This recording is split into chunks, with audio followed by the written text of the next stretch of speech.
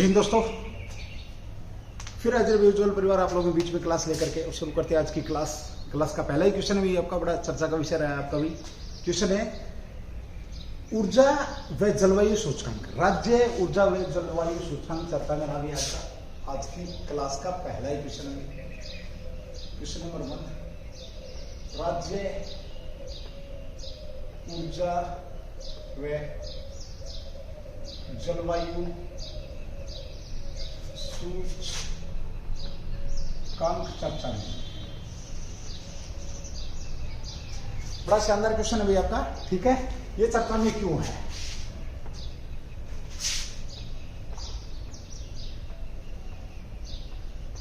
चलिए बात करते हैं चर्चा में भी आपका एक विशेष तरह का सूचकांक। सबसे पहले तो बात ये करते हैं कि किसने जारी किया और चर्चा में क्यों।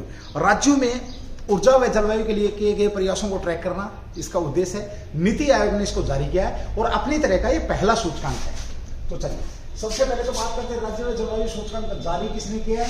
तो नीति आयोग ने। किसने किया है? आपका नीति आयोग द्वारा जारी किया गया। दूसरा क्वेश्चन लेते हैं, नीति आयोग ने जारी किया। दूसरी बात यह कि अपनी तरह का, मतलब इससे पहले कुछ नहीं था भैया ऐसा, अपनी तरह का पहला सूचकांक रही सॉरी भाई, अपनी तरह का पहला सूचकांक है। तीसरा पॉइंट इसमें आता है कि ये नीति आयोग ने जारी किया है, अपनी तरह का पहला सूचकांक है, राज्य व जलवायु सूचकांक है। तो उद्देश्य क्या है इसका? उद्देश्य की अगर हम बात करें तो राज्यों द्वारा ऊर्जा व जलवायु के लिए किए गए प्रयासों को ट्रैक करना, यानी कि ऊर्जा और जलवायु के लिए जो प्रयास किए जा रहे राज्यों को, उनको ट्रैक करना है कि उन्होंने कितना काम किया। ये आपका जलवायु सूचकांक मोस्ट इंपोर्टेंट क्वेश्चन है, पहला ही क्वेश्चन है, वेरी वेरी इंपोर्टेंट क्वेश्चन आपका बन जाएगा, ध्यान रखेंगे। इस उद्देश्य से राज्य और केंद्र शासित प्रदेशों में प्रयासों की बात कर रहा है। स्वच्छ ऊर्जा परिवर्तन और जलवायु परिवर्तन के संबंध में लक्ष्यों का ध्यान करना, ये सारा का सारा इसका उद्देश्य में आ जाएगा, ठीक है।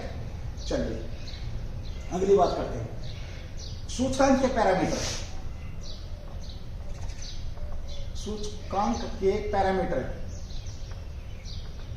की अगर हम बात करते हैं, पैरामीटर का मतलब होता है कि किन के आधार पर यह सूचकांक जारी किया है। तो 6 पैरामीटर हैं भाई सूचकांक के। कितने पैरामीटर हैं? 6 पैरामीटर हैं, ध्यान रखिए। ऊर्जा स्वच्छता है, नई पहल है, स्वच्छ ऊर्जा है, ऊर्जा दक्षता है, ये सारे के सारे इसके अंदर आ जाएंगे। आपके 6 मापदंडों पर ये सूचकांक जारी किया गया है। मापदंडों को आगे अगर पूछें इन 6 को कितने भागों में बांटा गया, तो 27 संकेतों में कितने संकेतों में बांटा गया? 27 संकेतों में। इससे ज्यादा डीप कुछ नहीं पूछेगा, सीधा सा पूछ लेगा कि अभी हाल ही में चर्चा में रहा नीति आयोग के द्वारा जारी किया गया जलवायु सूचकांक के मापदंड कितने मापदंडों के आधार पर, तो 6 और संकेत पूछे तो 27 पे। यहाँ पर ये भी आपका शानदार क्वेश्चन यहाँ पर बन जाएगा। चलिए इन्होंने क्या किया है, बड़े राज्य, छोटे राज्य व केंद्र शासित प्रदेश के रूप में रैंक दिया है। पहले बड़े राज्य भाई, बड़े राज्य, उसके बाद छोटे राज्य मतलब जो सूचकांक निकाला है, और उसी के साथ आपका यूटी केंद्र शासित प्रदेश। 3 विभागों में इन नीति आयोग ने क्या किया है, इसके बारे में जानकारी दी है। तो बड़े राज्यों के लेते, बड़े राज्यों में आपका क्या आ जाएगा भाई? शीर्ष पर गुजरात है भाई, पहले नंबर पर गुजरात है, ध्यान रखेंगे, इसी में पहले नंबर पर। और दूसरे नंबर पर कौन आपका? केरल है भाई, केरल है। तीसरे नंबर पर कौन आपका? पंजाब है। बड़े राज्यों की अगर हम बात करते हैं, उसके बाद छोटे राज्यों को ले ले। छोटे राज्यों में अगर हम बात करें, गोवा है पहले नंबर पर, दूसरे पे आपका त्रिपुरा भी, त्रिपुरा, और तीसरे पे आपका मणिपुर भाई, मणिपुर, ठीक है। यूटी की अगर हम बात करते हैं तो शीर्ष पर चंडीगढ़ है भाई, चंडीगढ़, पंडित जवाहरलाल नेहरू के सपनों का शहर भाई, ध्यान रखेंगे, ठीक है। देश का पहला व्यवस्थित बसाया गया शहर भी। और दूसरे नंबर पर दिल्ली भी, जो कि दिल्ली दंगों से जल रही है, दिल्ली भी, ठीक है। और तीसरे नंबर पर दमन व दीव, 3rd नंबर पर आपके दमन व दीव। चलिए यहाँ मेरे बात करी, बड़ी शानदार क्वेश्चन आप लोगों का बनता है भाई ये आपका, ठीक है। अब थोड़ी सी बात करते हैं नीति आयोग की। नीति आयोग जरूरी है भाई चर्चा में रहना भाई। इससे पहले आपका योजना आयोग है। योजना आयोग के स्थान पर काम करना प्रारंभ किया इसने भाई, कब से? 2015 से। उद्घाटन लाल किला भाई, लाल किला कह सकते हो, कहाँ? दिल्ली से, लाल किले से हो चुका है, ठीक है। अध्यक्ष कौन होते हैं इसके? अध्यक्ष पद हैं, पीएम साहब इसके अध्यक्ष होते हैं। इसी को किस नाम से जाना जाता है योजना आयोग को? थिंक टैंक या थिंक टैंक के नाम से, थिंक टैंक के नाम से इसको जाना जाता है। अगला भी बड़ा शानदार क्वेश्चन आता है, इसके सीईओ कौन है वर्तमान में? अगर हम पूछते हैं इसके सीईओ कौन है तो अमिताभ कांत भाई, अमिताभ कांत सीईओ कौन है? अमिताभ कांत। और बड़ा अच्छा क्वेश्चन ये आता है कि इसके उपाध्यक्ष कौन है? उपाध्यक्ष कौन है? तो राजीव कुमार, राजीव कुमार इसके क्या है? उपाध्यक्ष। ध्यान रखिए। चलिए बहुत शानदार क्वेश्चन था। अगले क्वेश्चन पे बात करते हैं। क्वेश्चन नंबर 1 आपका कंप्लीट है मेरे हिसाब से भी, ठीक है। चलिए अगले क्वेश्चन की बात करते हैं। हेलिना चर्चा में है, ये क्या है? क्वेश्चन नंबर 2 हो गया। हेलिना चर्चा में है, यह क्या है? हेलिना, हेलिना वो एक हेलन डांस होता था ना, हेलिना, ये वो नहीं है जो तुम सोच रहे हो, हीरोइन नहीं है भाई, ठीक है। चलिए बात करते हैं कि आपका एंटी टैंक गाइडेड मिसाइल है। एंटी टैंक आपकी गाइडेड मिसाइल है। खैर हीरोइन में मिसाइल से कम तो नहीं होती ना, है ना।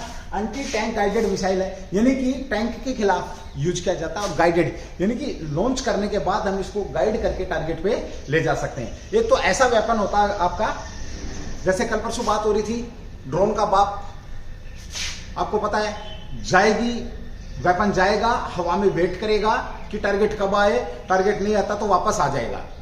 लास्ट टाइम जब हमने क्लास करी थी इसके ऊपर बात करी थी, वह कौन सा वेपन है, किसके द्वारा इजाद किया गया है। दूसरा क्वेश्चन बढ़ता है, उसका हिंट दे देता हूं तुम्हें। अजरबैजान व आर्मेनियम के बीच में जब संघर्ष हुआ था तो इस वेपन का यूज किया गया था और अभी हाल ही में वो चर्चा में था, ठीक है। यहां पर हम बात करें हेलिना की, तो ये गाइडेड मिसाइल है, यानी कि लॉन्च करने के बाद, इस मिसाइल को लॉन्च करने के बाद टैंक के बरखिलाफ इसको गाइड करके प्रयोग में लाया जाता है। ध्यान रखेंगे हेलिना, ठीक है। ये किसका है? आप कह सकते हो ATGM, ATGM anti tank guided missile है, ठीक है। ATGM कह सकते हो। 12 अप्रैल को इसका परीक्षण किया है। किसका संस्करण है ये? तो नाग मिसाइल। नाग मिसाइल जो है मिसाइल का संस्करण है, नाग मिसाइल का संस्करण, ध्यान रखेंगे। यानी कि जो नाग मिसाइल थी उसी का नया वर्जन है भाई, ठीक है। 12 अप्रैल को इसका, 12 अप्रैल का भाई, 12 अप्रैल 2022 को DRDO ने इसका परीक्षण किया भाई, परीक्षण किया, ठीक है, हेलिना का। जय हो DRDO। 11 तारीख को सफलतापूर्वक परीक्षण के पोखरण में किया गया था। माफी चाहूंगा भाई, 11 तारीख को कहां पर किया गया था इसका पोखरण? ये वही पोखरण है जहां पर हमने परमाणु परीक्षण किया था और जहां पे सेना की क्या है, रेंज, फायरिंग रेंज है, लॉन्ग रेंज आपकी पोखरण के अंदर है। आपका जैसलमेर बाड़मेर जो इलाका है वहां पर राजस्थान के अंदर है, ठीक है। इस मिसाइल की तीसरी पीढ़ी का फायर एंड फारगेट श्रेणी की मिसाइल के लिए उपयोग चल भी रहे हैं इसके, उसी के हिस्से में इसका यूज किया गया था। किसके द्वारा किया गया था? DRDO भाई, DRDO defence research development organisation, स्थापना 1958 में। स्थापना कब है? 1958 में। और इसका सफल परीक्षण किया गया, ध्यान रखेंगे। इस मिसाइल की विशेषताओं की बात करें तो दिन और रात दोनों समय में, दोनों टाइम में क्या इसको फायर किया जा सकता है या दागा जा सकता है। ध्यान रखेंगे। मिसाइल टॉप अटैक मोड और डायरेक्ट हिट मोड दोनों में लक्ष्य भेजी। टॉप अटैक मोड, आपका टॉप अटैक मोड और आपका हिट मोड दोनों में ये काम करने में सक्षम है। इसकी जो सीमा अधिकतम 7 किलोमीटर है, 7 किलोमीटर तक हेलिना हिल सकती है, ध्यान रखेंगे, ठीक है। एंटी टैंक गाइडेड मिसाइल है ना, ये आपको पता है। एनबीटी अर्जुन के लिए लेजर गाइडेड ATGM का भी यूज किया जाता है। स्टैंडर्ड आप कह सकते हो सभी प्रकार के टैंकों के लिए, चाहे आपका अर्जुन है चाहे कोई भी टैंक है उसके लिए इसका यूज किया जाता है। सीधा सा क्वेश्चन है हेलिना चर्चा में। सबसे पहला क्वेश्चन आता है कि हेलिना का परीक्षण किसने किया? तो DRDO defence research development organisation 1958 में स्थापना की गई थी, जिसकी हेडक्वार्टर दिल्ली के अंदर है। उसके द्वारा किया गया anti ATGM anti tank guided missile and मार्ग जो मिसाइल उसका ये नया वर्जन है। साथ ही हम बात करते हैं इसका परीक्षण कब 11 अप्रैल को कहां पर किया गया? पोखरण के अंदर 11 अप्रैल 2022 को पोखरण के अंदर इसका किया गया। दिन और रात दोनों में ये यूज हो सकते हैं। 7 किलोमीटर तक इसकी रेंज है और किसी भी टैंक के खिलाफ इसको यूज किया। टॉप हिट और आपका टारगेट हिट मोड में ये काम करते हैं। एक बार रफ करूंगा भाई, उसके बाद आगे बढ़ेंगे। बड़ा शानदार क्वेश्चन है ये भी आपका, दोनों के दोनों इंपोर्टेंट क्वेश्चन है जो कि आपको 2022 में कहीं ना कहीं किसी न किसी एग्जाम में देखने को मिल जाएंगे। बिना चर्चा में क्यों है ये आप लोगों को पता लग गया है, ठीक है। चलिए अगले क्वेश्चन की बात करते हैं।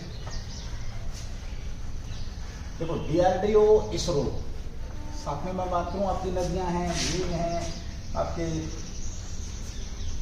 डांस है, नृत्य वगैरह कह सकते हो, आप संस्कृति से संबंधित आपकी, साथ में आपका भाई जो मंत्रिमंडल है वो है आपका मंत्रिमंडल, और जो आपकी खेल हैं, खेल में भी आप ओलंपिक कह सकते हो, पैरा ओलंपिक कह सकते हो। अभी आपका स्ट्रीट जो मैंने कल परसों किया था, स्ट्रीट वर्ल्ड कप होने वाला है भारत के अंदर 2023 स्ट्रीट क्रिकेट, जिसके अंदर लड़के लड़का दोनों के दोनों खेलेंगे भाई, ठीक है। ये क्वेश्चन भी आपका हुआ था।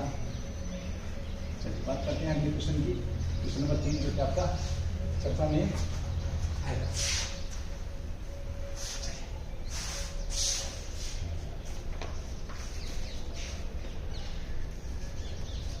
India Australia education US and skills development working group चर्चा में अभी है क्या? एक ग्रुप आया है आपका, ये क्या है? क्वेश्चन नंबर 3 यहाँ पर India US education and skills development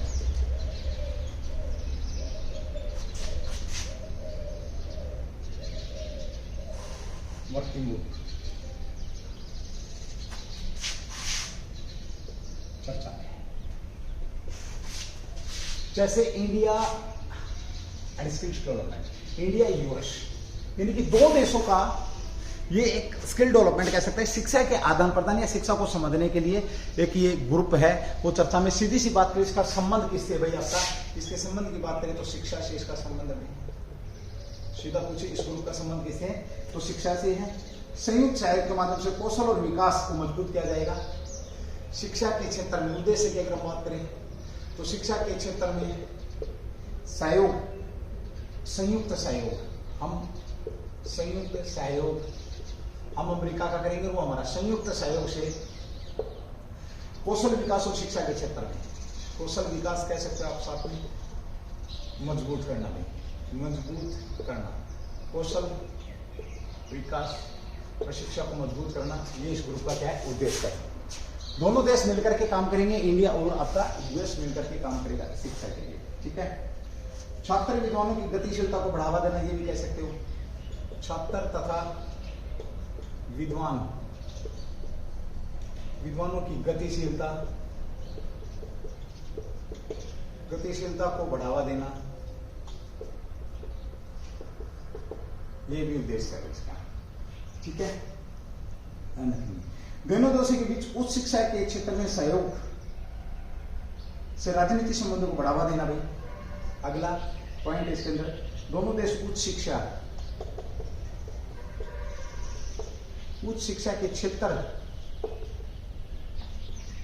में सहयोग से राजनीतिक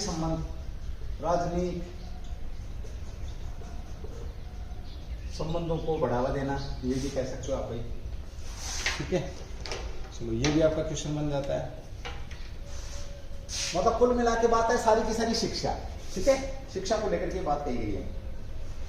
इसी के साथ फुल ब्राइट नेहरू कार्यक्रम को भारतीय छात्रों के लिए कला, संस्कृत, प्रधान शास्त्र मामलों में भी कह सकते हो डिग्री को आगे बढ़ाने के लिए भी इस पर भी फोकस करा। किस पर फोकस करा? फुल ब्राइट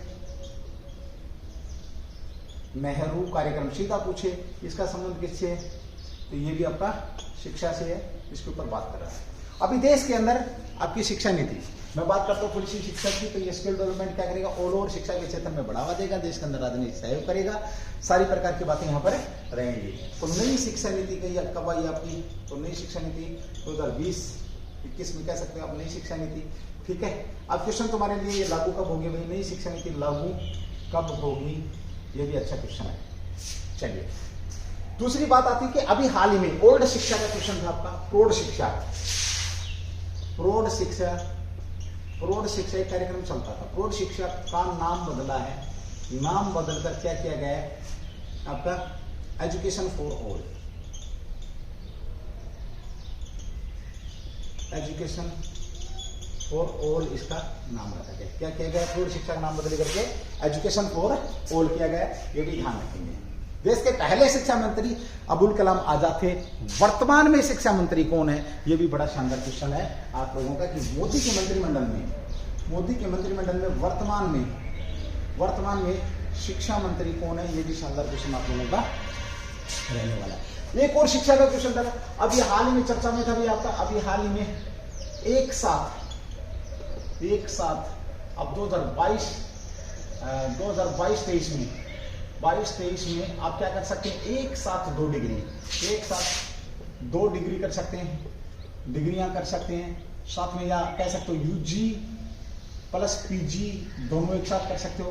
बस इतना ध्यान रखेंगे कि क्लास, बड़ा अच्छा क्वेश्चन बनता है, एक साथ 2 डिग्रियां कर सकते हो आप। दूसरी बात ये यूजी और पीजी कर सकते हो आप, एक देश से दूसरे देश की यूनिवर्सिटी के साथ कर सकते हो, एक यहाँ कर रहे एक वहां कर रहे, एक जगह कॉमर्स ले रहे, एक जगह साइंस ले रखा, कोई दिक्कत नहीं। नोट सिर्फ क्लासें जो आपकी हैं, क्या भाई क्लासों का जो टाइम है, क्लासों का टाइम एक नहीं होना चाहिए, एक नहीं होना चाहिए। एक्सेप्शनल किसको रखा है इसमें, पीएचडी को छोड़कर बाकी सब शिक्षा आप एक साथ 2 डिग्रियां हासिल कर सकते हो, चाहे विदेश की डिग्री चाहिए देश की डिग्री। ध्यान रखेंगे शिक्षा के क्षेत्र में बहुत बड़ा काम किया जा रहा है। चलिए अगली बात करते हैं, बड़ा शानदार क्वेश्चन रहेगा, ये भी आपका एक ग्रुप क्या है, तो वर्किंग ग्रुप मैंने आप लोगों को बता ही दिया है, 3 साल ये आपके बीच में है। अगला भी क्वेश्चन है, क्वेश्चन नंबर आपका 4 है, संपत्ति का मुद्रीकरण किया गया है, कितना हुआ है केंद्र सरकार ने। चलिए संपत्ति का मुद्रीकरण सरकार ने कितने जुटाए हैं, सरकार ने संपत्ति का मुद्रीकरण करके कितने रुपए जुटाए, कितने अरब जुटाए हैं, ध्यान रखेंगे। बड़ा शानदार क्वेश्चन है इसमें, तो ये है आपका 96 करोड़ रुपए, बहुत बड़ा आंकड़ा हो जाता है ये, ठीक है। वित्त वर्ष 2022 में केंद्र सरकार द्वारा, कब भाई आपका 2022 वित्त वर्ष 2022 में आपके ये जुटाए हैं 96,000 करोड़, संपत्ति का मुद्रीकरण पूरा किया गया है। इसने 88 करोड़ रुपए के लक्ष्य को पार कर लिया। लक्ष्य क्या था भाई, लक्ष्य था 88,000 करोड़ रुपए का, 88,000 करोड़ का क्या था लक्ष्य का, ध्यान रखिए, ठीक है। ओके 23 के लिए इन्होंने कितना लक्ष्य रखा भाई सरकार ने, वित्त वर्ष 23 के लिए, तो वित्त वर्ष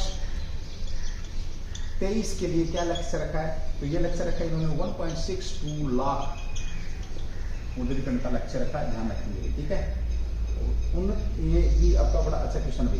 केंद्रीय मंत्री वित्त संपत्ति के मुद्रीकरण संबंधी प्रगति की समीक्षा किसने करी है, तो आपका वित्त मंत्री कौन है, वित्त मंत्री की बात करें तो सीतारमण है, वित्त मंत्री सीतारमण है, उन्होंने इसकी क्या करी है भाई, समीक्षा करी है, इसकी सीतारमण वित्त मंत्री ने समीक्षा करी है, ध्यान रखेंगे सीतारमण। देश की पहली पूर्ण रूप से वित्त मंत्री कह सकते हैं। वैसे इंदिरा गांधी जो थी उन्होंने प्रधानमंत्री के साथ साथ इस पद को संभाला था, देश की रक्षा मंत्री, ठीक है, ओके, देश की रक्षा मंत्री रही है इससे पहले, अब वित्त मंत्री है, रक्षा मंत्री की बात करूं, देश की पहली पूर्ण रक्षा मंत्री थी आपकी, वर्तमान में वित्त मंत्री, और ऐसे वित्त मंत्री जिन्होंने पहली बार टैब से बजट पेश किया भाई, जो आपका बजट था फिर टैबलेट से पेश किया, ध्यान रखेंगे। साथ ही हम बात करते हैं अगले क्वेश्चन की, तो फोबर्स सूची में जो शक्तिशाली महिलाएं थी आपकी, साल जो महीना है जी उनमें इनका 41वां या 40वां नंबर था, उसमें इनका नाम शामिल था। भारत की टोटल कितनी महिलाएं शामिल थी उस लिस्ट में? 5 महिलाएं शामिल थी। फोर्ब्स सूची के अंदर किसम की बात करें हमें? फोर्ब्स सूची में थी और टोटल कुल महिलाएं कितनी थी? 100 थी। ध्यान रखेंगे, ये भी शानदार क्वेश्चन आप लोगों का बनता है, ये भी अच्छा क्वेश्चन है। ठीक है, तो हमने बात करी, किसकी बात करी है? अपनी हाल ही में सरकार ने संपत्ति के मुद्रीकरण को लेकर के जो डाटा जारी किया है उसकी बात हो रही है। एक शानदार क्वेश्चन आप लोगों के बीच में बन चुका है। ठीक है, चलिए भाई अगले क्वेश्चन की बात करते हैं। बड़ा बेहतरीन क्वेश्चन आप लोगों के बीच में रहेगा, ऐसी बात नहीं है, एक से एक बढ़ के क्वेश्चन आप लोगों के बीच में लेके आई नहीं है। एक बार रफ करूंगा, उसके बाद आगे बढ़ूंगा। भाई एक बार जल्दी से आप लोगों ने शायद नोट कर दिया होगा, नहीं किया है तो कर लेंगे। अभी मॉनसून चर्चा का विषय बना हुआ है, भयंकर गर्मी हो रही है, तो आपकी थोड़ी सी टेंशन दूर करने के लिए मैं एक क्वेश्चन बता देता हूँ। शायद आपसे पूछे ना पूछे पेपर में, बट अगर आपको इस क्वेश्चन से पहले पता लग रहा है तो थोड़ा सा आप लोगों को तसल्ली हो जाएगी कि आगे क्या होने वाला है। बाकी ये तो किसी को नहीं पता कि आगे क्या होने वाला है। ठीक है, अनुमान लगाया जाता है, आंकड़ा लगाया जाता है। इस बार सबसे लंबा आंकड़ा लगाया गया अभी। ठीक है, मानसून चर्चा में है आपका, तो मानसून क्यों चर्चा में है इसके ऊपर भी हम यहाँ पर बात करिए। क्वेश्चन नंबर 6 से आपका मानसून चर्चा में है, क्यों चर्चा में? IMD क्वेश्चन नंबर 6 मानसून आपका क्या है? मानसून चर्चा में है नंबर 1। इसका पहले अनुमान लगाया गया। देखिए, भारत में मानसून का बड़ा महत्व रहता है। भारत में मानसून खेती की बात करें तो लगभग आपकी 80% खेती किस पर, कुछ जगहों पर 90% भी आपकी जो खेती मानसून पर आधारित रहती है। और मानसून एक बड़ा विशेष मानसून बजट भी है आपका, उसके नाम पर बजट रहता है। भारतीय मौसम विज्ञान की बात करें, किसने लगाया अनुमान? IMD द्वारा लगाया गया है। ये इंडिया मेट्रोलॉजी डिपार्टमेंट, क्या है आपका ये? India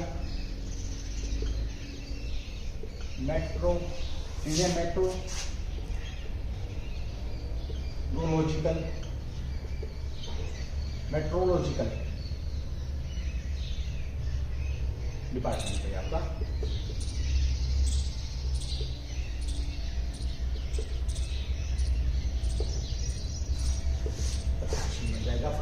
India metrological department. अब आप लोगों से क्वेश्चन करूंगा मैं, अगर आपने दिमाग है तो बता देना, मौसम विज्ञान की पढ़ाई को क्या कहते हैं? बस क्वेश्चन मोस्ट इंपोर्टेंट है, शानदार क्वेश्चन है, ध्यान रखिए। जून से सितंबर की अवधि के दौरान दक्षिणी पश्चिम मानसून मौसम की वर्षा के लिए लंबी दूरी का अनुमान जारी किया गया। कौन सी मानसून जो आती है जून से लेकर के आपकी, कौन सी उसके कारण आती है? दक्षिण पश्चिमी मानसून, दक्षिणी पश्चिमी मानसून आपका लंबी दूरी का पूर्वानुमान है। तो जून से कब रहेगी आपकी ये? जून से और सितंबर माह के बीच में रहने वाली है। और अनुमान क्या लगाया है? ये बड़ा अच्छा क्वेश्चन है। तो सामान्य रहेगी, ना ज्यादा रहेगी ना कम रहेगी। मानसून का सामान्य रहने के आसार है, यानी कि जो प्रकृति है वो इस बार हमारे को नॉर्मली लेके चल रही है। ठीक है, यानी कि बारिश ना कम रहेगी ना ज्यादा रहेगी, अच्छी रहेगी लगभग, कह सकते हैं। ठीक है, IMD का लंबी दूरी का 2 चरणों में जारी किया था। IMD ने कितने चरणों में? इसके 2 चरण हैं भाई, जो अनुमान इसने जारी किया है। पहला अप्रैल के महीने में जारी किया गया। पहला कब किया गया इसने? पहला आपका अप्रैल में जारी किया। ठीक है भाई। दूसरा पूर्वानुमान मई के अंत में जारी किया जाता है। दूसरा कब किया जाता है? दूसरा मई के अंत में। मौसम विभाग की अगर बात करो, सबसे बड़ा काम करा देश में 1971 से 2020 की अवधि के लिए लंबी अवधि की औसत मौसम वर्षा 87 सेंटीमीटर हुई। लंबी अवधि की औसत मौसमी वर्षा क्या बोला इसने? 1971 से और आपका 2020 तक अगर लंबी अवधि की बारिश की बात करें तो कितने सेंटीमीटर आपकी? तो मौसमी वर्षा 87 सेंटीमीटर रही है भाई, सेंटीमीटर है, ये ध्यान रखिए। ठीक है, भारत के कई क्षेत्रों में कम भी वर्षा होगी। पूर्वानुमान की अगर हम बात करते हैं तो ध्यान रखिए, ये भी आपका क्वेश्चन बन जाता है। चलिए या 2-3 क्वेश्चन हो जाते हैं। कम वर्षा कौन सी होती है, इसके ऊपर बात करते हैं। ज्यादा वर्षा कौन सी होती है? 90% से कम वर्षा कमी श्रेणी के अंतर्गत आती है। अगर 90% से कम हो रहा है तो ये कमी श्रेणी में आती है, ठीक है। दूसरा आता है आपका भी 90 से 96% के बीच वर्षा सामान्य के रूप में। अगर 90% से 96 के बीच हो रही है कि मध्य है, तो इसको सामान्य कहा जाता है, सामान्य वर्षा कहा जाता है, ठीक है। 96 से 1 अगर हो रही है तो भी सामान्य कहा जाता है। 96 से अगर 1 तक की आ रही है, 96 से 104 वर्षा होने पर वर्षा को सामान्य के रूप में वर्गीकृत किया जाता है, ये भी एरिया का। लेकिन 104 से 110% तक अगर वर्षा होती है तो ये अधिक को सामान्य से अधिक के रूप में जाना जाता है, ठीक है। ये भी अच्छा क्वेश्चन आप लोगों का बनता है, ध्यान रखेंगे। हमने यहाँ पर बात करी है मानसून चर्चा में अभी आपका। तो मानसून चर्चा में क्यों है? सबसे पहले तो ये कि IMD जो आपका मौसम विभाग है, मौसम विभाग ने यहाँ पर इसके पूर्वानुमान किया। ये क्वेश्चन आप लोगों के लिए मौसम विभाग की स्थापना कब की गई थी, बहुत बार कराया हुआ क्वेश्चन है, ठीक है। चलिए, इस बार सामान्य रहने वाली है वर्षा। जून से लेकर के सितंबर माह के बीच में आपका दक्षिण पश्चिम मानसून की बात हम यहाँ पर कर रहे हैं। आपकी 2 तरह की बारिश होती है कि आपका मानसून स्तर में होती है। एक आपका सर्दी के अंदर जो बारिश होती है उसे गोल्डन ड्रॉप के नाम से भी जाना जाता है, जिसको वहाँ पे भी आपका क्वेश्चन बनता है। मावठ जिसको बोलते हैं, वो भी आपकी जो आपकी पश्चिमी विक्षोभ उत्पन्न होने के कारण होती है, ठीक है। चलिए, अगली बात करी हमने भाई इसमें अधिक और गर्म कम की। तो यहाँ पर अगर बारिश आपकी 90% से कम हो तो कम श्रेणी में, 90 से लेकर के अगर हम बात करें 104 तक हो रही है तो सामान्य श्रेणी में आ जाती है, ठीक है। 104 से 110 उसको अधिक श्रेणी में, प्रतिशत की बात हो रही है तो उसे अधिक श्रेणी की बारिश के रूप में जाना जाता है। ये भी आपका क्वेश्चन रहेगा, ठीक है। शानदार क्वेश्चन था आपका, ये भी बहुत बढ़िया क्वेश्चन था भाई, ठीक है। चलते हैं भाई 1971 से 2020 के बीच में आपकी जो रही है, ये भी आपका चर्चा का विषय रहा। अभी दिल्ली के अंदर दंगे हो रहे हैं भाई आपका, दिल्ली के अंदर दंगे हो रहे हैं तो एक चर्चा बनी हुई है आपका। दिल्ली के अंदर दंगे क्यों हो रहे हैं तो वो आपको मालूम है, ठीक है। क्यों हो रहे हैं? हनुमान जयंती दिल्ली में दंगे हो रहे हैं। हनुमान जयंती पर लोगों ने क्या किया, पथराव किया। कुछ जो लोग हैं जिनका काम यही है, पथराव किया है। कह सकते हैं एक किस्म से वो देश के अंदर अशांति फैलाना चाहते हैं, दिल्ली को दंगों से फैलाना चाहते हैं। देखिए, चलिए, बहुत सारी चीजें इसके अंदर मैं बात नहीं करूंगा। यहाँ पे हम सिर्फ एक क्वेश्चन आता है जो बड़ा शानदार क्वेश्चन बनता है, हनुमान जयंती कब मनाई गई थी? हनुमान जयंती पर दंगे हुए थे ना। तो क्वेश्चन नंबर आपका 7 है भाई, हनुमान जयंती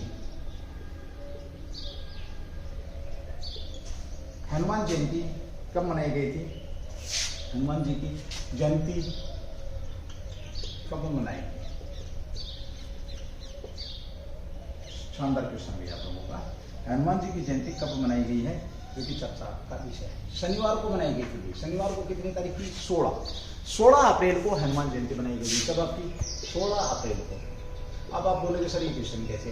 क्वेश्चन इसलिए भाई आपका बड़ा शानदार क्वेश्चन बनता है। क्वेश्चन इसलिए बनता है, आप लोगों से पूछा जाएगा कि इस पर प्रधानमंत्री मोदी ने, सबसे पहला तो ये आप लोगों को पता दंगे हो रही है दिल्ली के अंदर, तलवारें लहराई गई हैं हनुमान जयंती के ऊपर।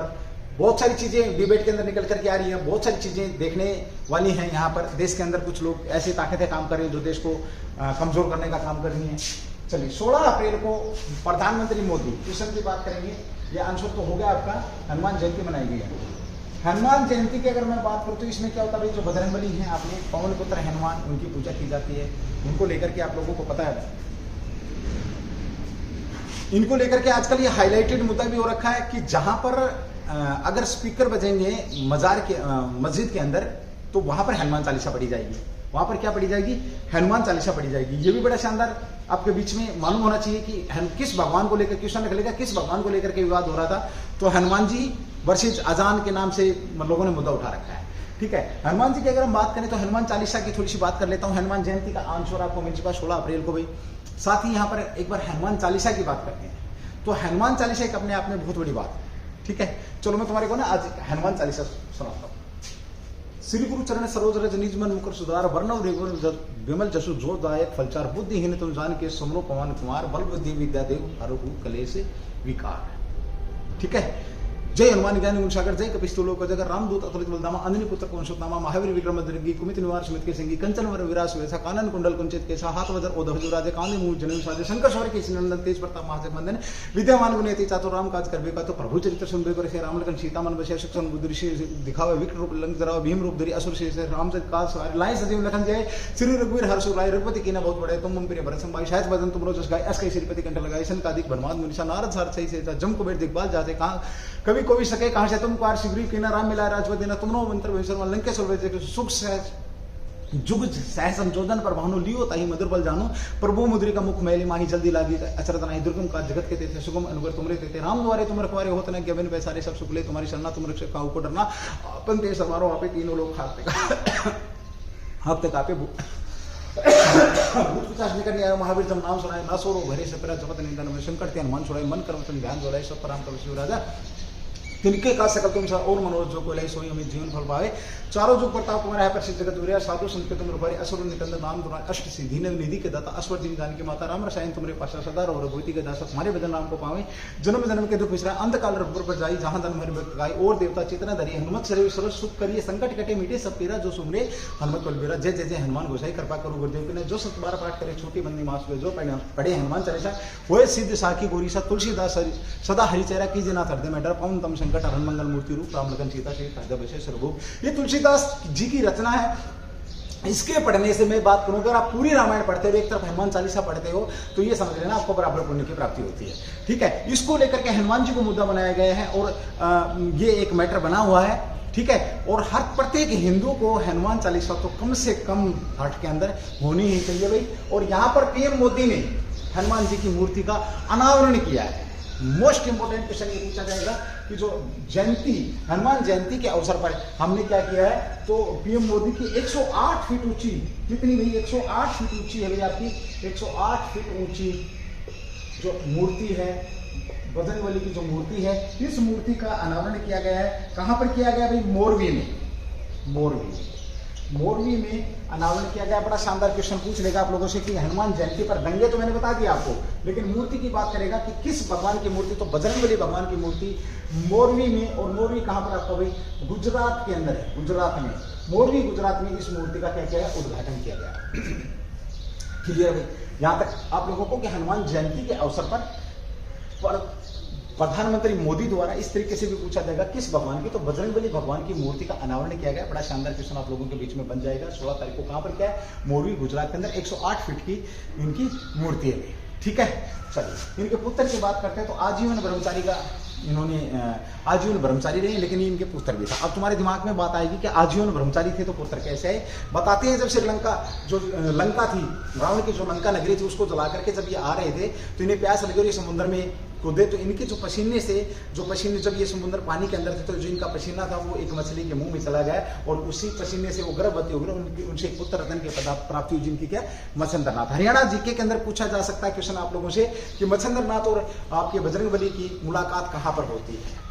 तो जब रामचंद्र भगवान को और लक्ष्मण भगवान को कहां पर अहिरावण लेकर के जाता पाताल लोक में, तो वहां पर अपने पिता पुत्र की पहली बार मुलाकात होती है, बजरंगबली की और किसकी? हनुमान जी की और मच्छिंद्रनाथ की। जब वो वहां पर युद्ध होता तो बोलता मैं तेरे से कम नहीं हूं, वानर ध्यान रखना मैं बजरंगबली का पुत्र हूं। तो ये सुनकर के शोक हो जाते हैं कौन? भगवान हनुमान, कि मैंने तो कभी शादी ही नहीं करी, मैं तो कभी किसी महिला के पास भी नहीं गया, तो ये पुत्र कहां से आ गया?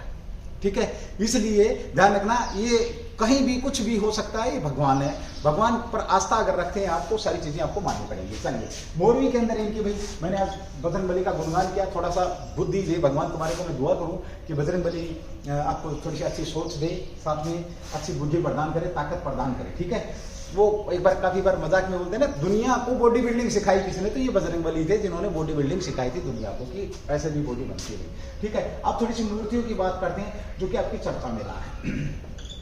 सबसे पहले बात करते हैं statue of unity. Statue of unity कहां? स्टेच्यू ऑफ इक्वलिटी कहां है? तो स्टेच्यू ऑफ इक्वलिटी की अगर हम बात करते हैं, स्टेच्यू ऑफ यूनिटी की अगर हम बात करते हैं तो ये भी आपके कहां पर है? गुजरात के अंदर है, गुजरात में। ये किसकी मूर्ति है? तो सरदार वल्लभ भाई पटेल की मूर्ति है। ठीक है भाई, चलिए साधु बेट द्वीप पर है। रामस्टार इसके आपको पता है क्या है? वास्तुकार है। उसके बाद सुभाष चंद्र बोस की मूर्ति लगाई गई थी। सुभाष, ये मूर्तियों वाला क्वेश्चन पक्का 2022 में पूछेगा। सुभाष चंद्र बोस की मूर्ति कहां पर लगाई गई, ये भी ध्यान रखेंगे। तो इंडिया गेट पर लगाई गई। कहां पर लगाई गई आपकी, इंडिया गेट पर लगाई। साथ ही क्वेश्चन पूछा जाएगा कि शिवाजी की मूर्ति कहां पर लगाई गई है। शिवाजी की मूर्ति की अगर हम बात करते हैं तो यह कहां पर भाई, पुणे के अंदर लगाई गई है। ये भी प्रधानमंत्री मोदी ने, इसका भी उद्घाटन प्रधानमंत्री मोदी ने, इसका भी उद्घाटन प्रधानमंत्री मोदी ने। स्टेच्यू ऑफ इक्विलिटी की अगर हम बात करते हैं, इक्विलिटी, तो ये किसकी, संत रामानुजाचार्य की, संत रामानुजाचार्य की मूर्ति यहाँ पर बनाई गई। ठीक है, बैठी हुई कह सकते हैं, संत रामानुजाचार्य की बैठी मुद्रा के अंदर मूर्ति बनाई गई। एक मूर्ति और आपकी थी बोध गया, बोध गया के अंदर, बोध गया बिहार में गई। बोध गया के अंदर क्या, बोध गया के अंदर क्या है आपका, तो महात्मा बुद्ध, महात्मा बुद्ध की मूर्ति को बनाया गया भाई। बुद्ध की लेटी हुई प्रतिमा में, कैसी है, लेटी हुई। ये इक्विलिटी आपकी कहां पर, हैदराबाद, हैदराबाद के अंदर, हैदराबाद में भाई, हैदराबाद जीआर एकेडमी के अंदर है। ये भी ध्यान रखेंगे, जीआर एकेडमी में। साथ ही इसकी बात करते हैं तो महात्मा बुद्ध की लेटी हुई मुद्रा में मूर्ति बनाई, और साथ में एक बैठी हुई मुद्रा में इनके साथ एक बैल नंदी का भी जिक्र किया गया था, वो भी एक मूर्ति थी भाई आपकी। साथ ही यहाँ पर एक मूर्ति और आती है, भीमराव अम्बेडकर की मूर्ति का जिक्र किया गया यहाँ पर चेन्नई के अंदर भाई। अभी चेन्नई में BR अम्बेडकर की मूर्ति को बनाया जाएगा, ध्यान रखेंगे। बड़ा शानदार क्वेश्चन आप लोगों का यहाँ पर बन जाता। मूर्तियों को लेकर के पक्का पक्का पक्का क्वेश्चन पूछा जाएगा, ये याद रखेंगे भैया, ठीक है। डॉक्टर भीमराव अम्बेडकर, लातूर वैसे है कहाँ पर, लातूर महाराष्ट्र के अंदर भी भीमराव अम्बेडकर की मूर्ति है। तो भीमराव अम्बेडकर के लातूर महाराष्ट्र, लातूर महाराष्ट्र में है। और चेन्नई वालों ने, तमिलनाडु ने जो समानता दिवस की घोषणा करी थी, उसी दिवस पर चेन्नई में भी फोटो बनाने की बात यहाँ पर है कही गई है। बड़ा शानदार क्वेश्चन है, मूर्ति को लेकर के आप लोगों से पूछेगा बार बार आपका। ये शंकराचार्य की प्रतिमा कहां पर बनाई गई है, ये भी क्वेश्चन है, पूछा गया क्वेश्चन है आपका। एक शंकराचार्य की, शंकराचार्य भाई आपका क्या, शंकराचार्य, तो ये कहां पर, केदारनाथ मंदिर, केदारनाथ मंदिर के अंदर है। ठीक है, केदारनाथ मंदिर के अंदर शंकराचार्य की मूर्ति बनाई गई है। ये आपका बड़ा अच्छा क्वेश्चन रहेगा, ये भी आप लोगों को ध्यान रखना चाहिए भाई। ठीक है, एक बार रफ कर रहा हूँ, उसके आगे बात कर रहा हूँ। एक बार फिर बताता हूँ आपको। देखिए, मूर्तियों का क्वेश्चन है, बड़ा शानदार क्वेश्चन है। 108 फीट की मूर्ति प्रधानमंत्री मोदी के द्वारा कहां पर भी, मोरवी आपका गुजरात के अंदर इसका लोकार्पण किया गया, उद्घाटन किया गया। साथ ही मैंने बात करी, नंबर 1 हनुमान जी की मूर्ति होगी। नंबर 2 सुभाष चंद्र बोस की मूर्ति का उद्घाटन होलोग्राम मूर्ति का इंडिया गेट के अंदर किया गया।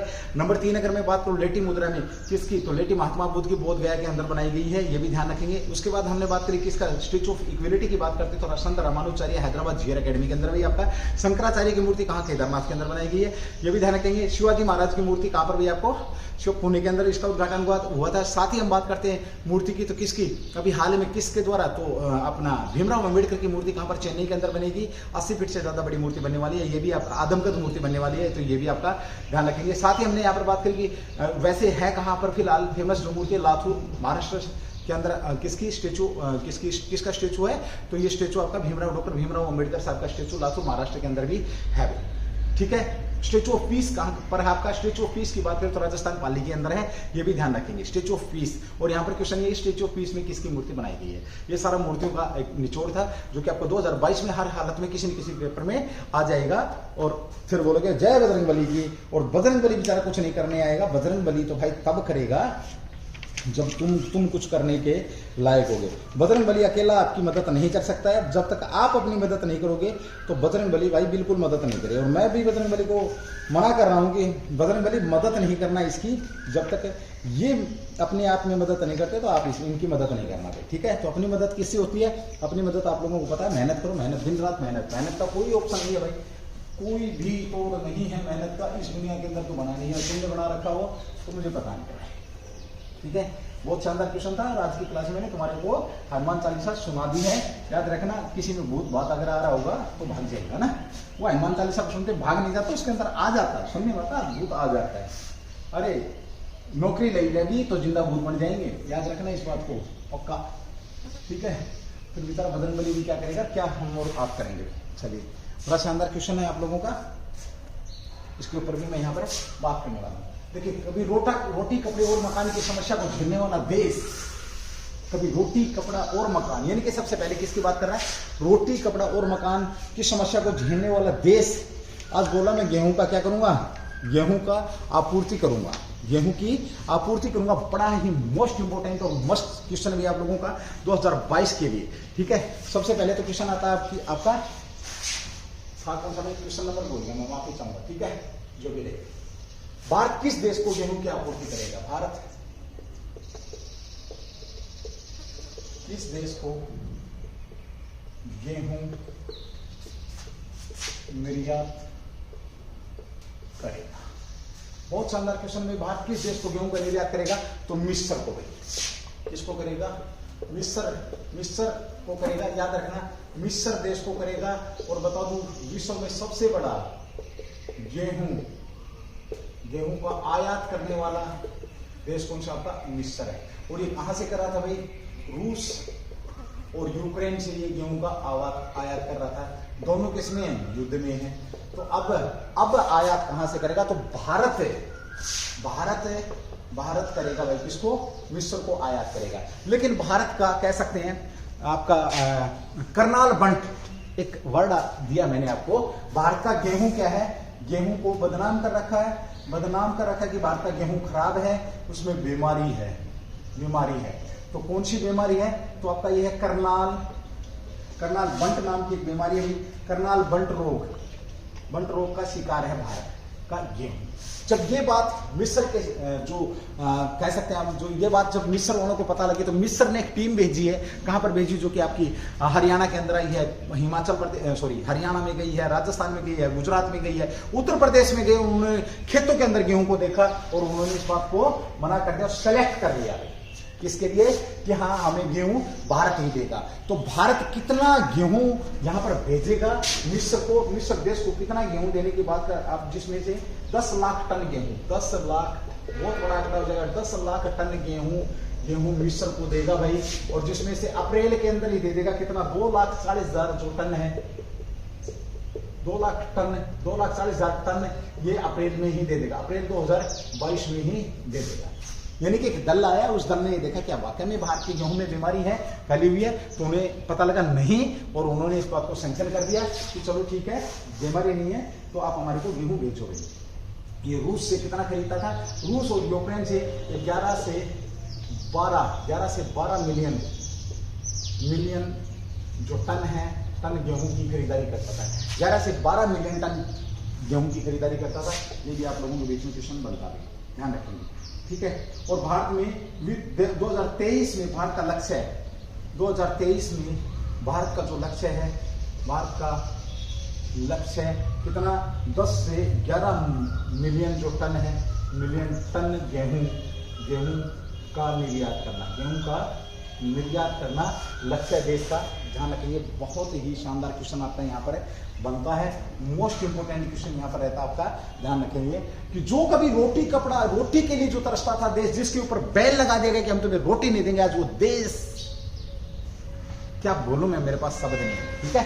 शायद पूर्व ग्रह का शिकार हूं, एक भूतपूर्व सैनिक रहा हूं, तो शायद पूर्व ग्रह का शिकार रहा हूंगा, है ना, हो सकता भाई, ठीक है। चलिए, देश प्रेम की भावना होना चाहिए, किसी का अधिकार हो, लेकिन वो भावना जिंदा रहनी चाहिए भाई, ये बहुत बड़ी बात है। देश के अंदर आयात करने वालों की अगर मैं बात करूं, सबसे बड़ी बात यहां पर आते हैं भाई आपका, देश के अंदर आयात करने वालों की बात करूं तो बांग्लादेश, नेपाल, संयुक्त अरब, श्रीलंका, अफगानिस्तान, कतर, ये सारे के सारे क्या है, गेहूं की क्या करते हैं, आयात करते हैं। 2020 में सुनेंगे भाई, मोस्ट इंपोर्टेंट क्वेश्चन है। 2020 में गेहूं उत्पादन 2020 में गेहूं उत्पादन 107.59 मिलियन टन गेहूं उत्पादन किया और दूसरे नंबर पर रहा। दूसरे नंबर पर विश्व में गेहूं उत्पादन करने में दूसरे नंबर पर विश्व में कौन है? तो भारत है। 107 मिलियन टन यहां पर किया गया है, जिसमें घरेलू जो खपत कितनी 98 मिलियन जो टन है, मिलियन टन घरेलू खपत हुई है, ध्यान रखिएगा, ठीक है। उत्पादन हमने जरूर किया है और कितने प्रतिशत रहा विश्व का? ये 14.14% उत्पादन रहा भाई 2020 में, उत्पादन की अगर हम बात करते हैं, ठीक है। भारत गेहूं की कीमत $360 टन पहुंच गई है, वर्तमान में $360 प्रति टन भारत की कीमत पहुंच चुकी है, ये भी ध्यान रखेंगे, ठीक है। और गेहूं पंजाब, उत्तर प्रदेश, राजस्थान और गुजरात के अंदर पैदा होता है, ये आपका शानदार क्वेश्चन यहाँ पर रहने वाला है, ठीक है। आपका चर्चा का विषय था ये, तो हमने यहाँ पर बड़ी शानदार बात करी है, बहुत सारे क्वेश्चन आपको यहाँ पर दे दिए हैं। ठीक है, चलिए भाई, उज्ज्वल परिवार इसी तरीके से आप लोगों के बीच में बेहतरीन से बेहतरीन कंटेंट लेकर के आता रहेगा। आप बने रहें क्लास के अंदर, आप अपनी स्टडी को जारी रखें। थैंक यू, जय हिंद, जय भारत, डू दी बेस्ट। वही last request, please share this class, because आप लोग समझते हैं कि लोग आकलन कर लेते हैं शिक्षा का, तो उस आकलन की मार मैं झेल रहा हूँ। अगर तुम मेरे स्टूडेंट, रियल स्टूडेंट हैं, अगर दिल से चाहते हैं तो इस आकलन वाली जो मार है इससे मेरे को निकाल सकते हैं आप लोग। ठीक है, ये मेरी अपील है आप लोगों से कि क्लास को कम से कम 4-5 लोगों को शेयर करने की कोशिश करें। बाकी आपके कमेंट्स आते हैं, बड़ा अच्छा लगता है। जो लोग देख रहे हैं वो कमेंट्स कर भी रहे हैं, जो नहीं देख रहे हैं उनकी मर्जी, क्या कर सकते हैं। फ्री की चीज़ें सबको अच्छी नहीं लगती, और ये ऐसा है नहीं इस दुनिया के अंदर कि फ्री की चीज़ें खराब हैं, ऐसा कभी नहीं होता है। फ्री की चीज़ें कभी कभी बहुत अच्छी हो जाती हैं, और ये बात, इस बात का जो मैं बोल रहा हूँ, ये बात प्रूव हो जाएगी आपके सामने कब, आने वाले एग्जाम्स के। ठीक है भाई, थैंक यू, जय हिंद, जय भारत, डू द बेस्ट।